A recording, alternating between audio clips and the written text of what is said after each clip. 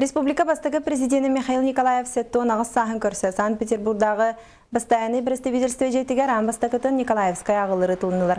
Тәрәхін Михаил Ефимович республикаға государственный суверенитет тұғынан декларациялы лыбыта сүрбе 5 сылығарден публикация тығарананна.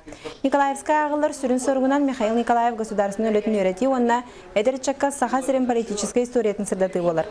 Күрақтахи кемгер уантан тақсақыттачы 2 үсілеске сыналарын өтенне бұхарын бері тылдарын сүриян мұстыбы жоңға экспертный қамығыяға хетіндерділер.